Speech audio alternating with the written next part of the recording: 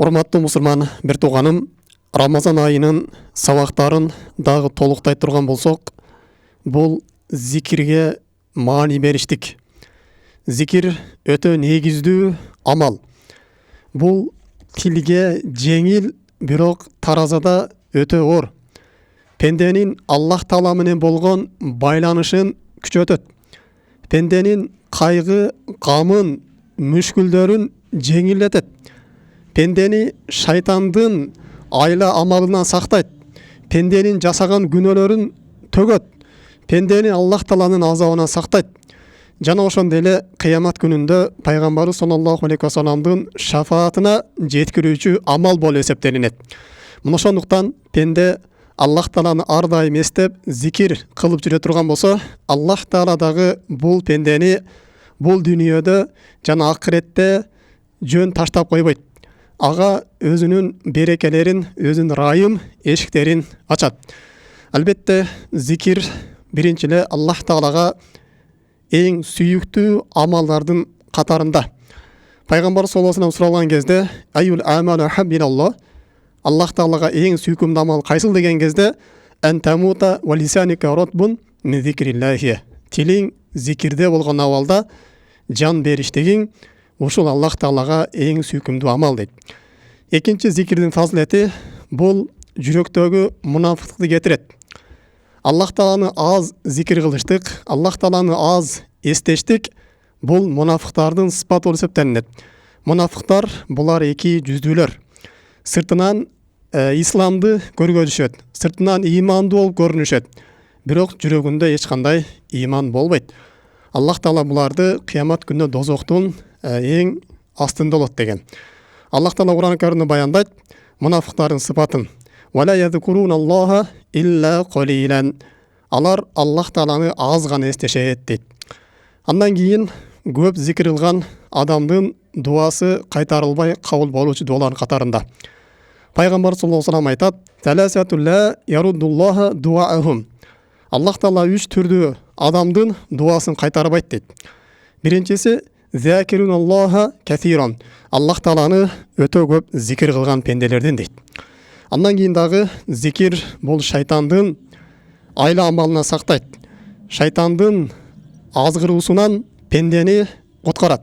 Эми урматтуу мусулман бир тууганым, кээ-бирки зикирлердин өзгөчө фазилеттерин токтолуп кете турган болсок, албетте бул биз айта турган зикирлер азыр тилге жеңил, жаттап алышка дагы жеңил, бирок таразада өтө оор болгон, өтө салмактуу болгон зикирлер болуп эсептелинет. Пенде ушул зикирлерди жаттап алып, көп айтыш керек. Өзгөчө Рамазан айында Аллах Тааланы көп зикир кыла турган болсо, сооптору биз жогоруда айткандай эселеп, көбөйтүлүп берилет. Мына ошол зикирлердин биринчиси бир 5 зикир эскеребиз. Андан биринчиси ла илаха иллаллах деген зикир. Шахадат келимеси. Ла илаха иллаллах. Аллах Тааладан башка сыйынууга татыктуу кудай жок деген сөз. Бул келиме аябай өтө оор келиме. Ким ушул келимени айта турган болсо, чын жүрөктөн асман эшиктери ачылат. Аллах Таала анын кылган дуаларын кабыл кылат. Пайгамбар саллаллаху алейхи ва саллям айтат: "Мақала абдун", кайсы бир пенде айта турган болсо, "Ла илаха иллаллах кот мухлисан" дейт. Чын ихластан айта турган болсо, "Илла футихат лаху абвабус самаи хатта туфдия ала илал арш маштанабал кабаир". Эгерде чоң күнөөлөр эле жасабаган болсо, асман эшиктери ачылып, арыштын астына чейин көтөрүлүп барат дейт ушул сөзү дейт. Демек, урматтуу мусулман бир тууганым, өтө улуу сөз экен. Пайгамбар саллаллаху алейхи ва саллям бул сөздү бизге өлүм келип калдыктан алдын көп айтууну буйруган. Пайгамбар өзү дагы көп айткан. Ошол менен биргеликте эле бизди дагы Пайгамбар саллаллаху алейхи ва саллям буну көбөйтүүгө буйруйт. Пайгамбарыбыз айтат: "Аксиру мин шахадатин алла илаха иллаллах qabla an yuhala baynakum wa bayna hadi". Силер шахада ла илаха иллаллах сөзүн көбөйткүлөө дейт. Силерге өлүм келип, ортоңорду ажыратып койгонго чейин деп айтат. Дагы бул келименин фазилеттеринен инсандын ыйманын жаңылап турат. İnsandın imanı alsırayt. İman azayat. Пайғамбар салам айтқандай эле, «Иннал имана ла яхлуқу фи жауфи ахадикум». Силердин жүрөгүңөрдөгү ыйманыңар эскирет дейт. Кама яхлуқу сауб, кандай эле кийим эскирген сыяктуу. Фасалуллаху таала ан южаддида имана кулубикум. Силер жүрөгүңөрдө Аллах тааладан иманды жаңылоону сурагыла дейт. Пайгамбар салам дагы бир күнү сахабаларына «Жаддиду иманакум». Иманыңарды жаңыртып тургула дейт. Ошондо «Кыйла я Расулаллах, я Расулаллах, кайфа нужаддиду иманана?» Биз иманыбызды кантип жаңыртып турабыз дегенде, «Аксиру мин каули ла илаха иллаллах». «Ла илаха иллаллах» деген сөздү көбөйткүлө, ошол менен иманыңарды жаңырткыла дейт.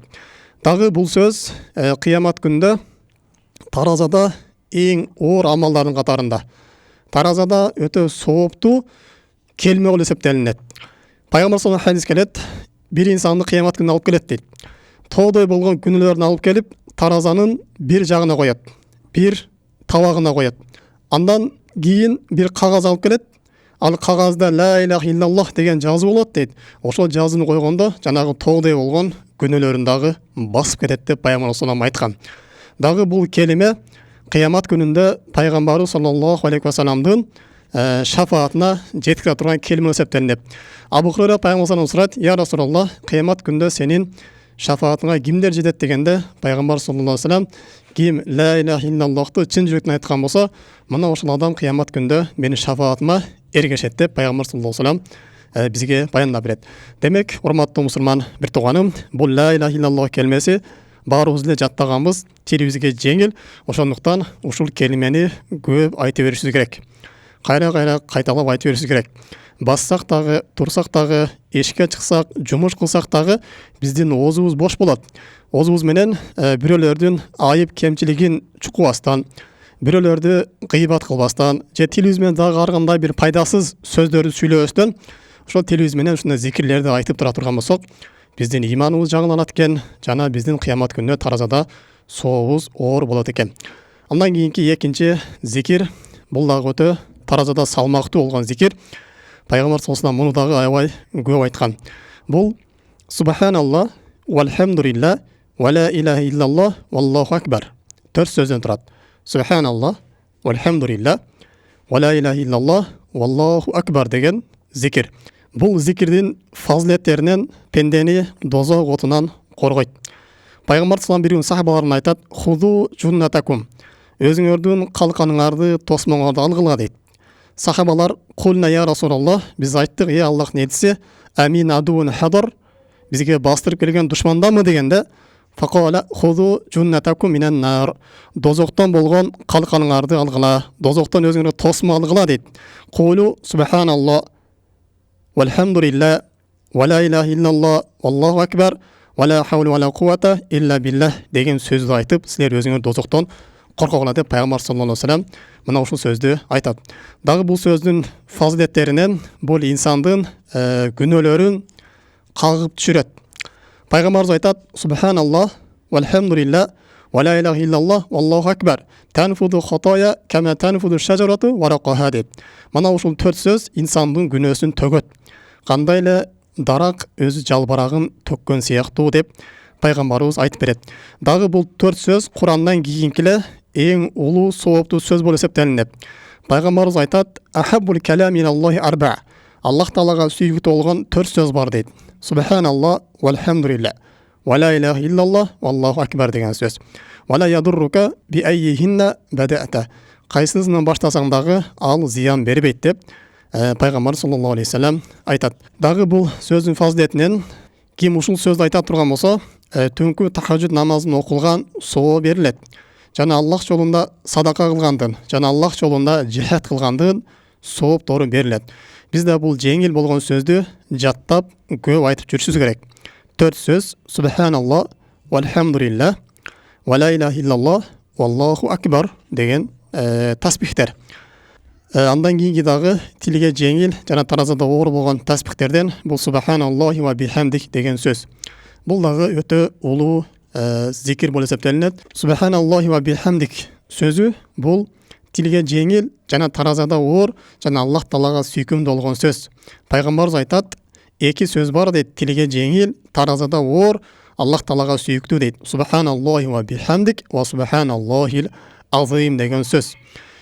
Жана бушул таспихти Аллах Таала өзүнүн периштелерине таңдап алып, өзүнү ааруларга тазалоого буйруган.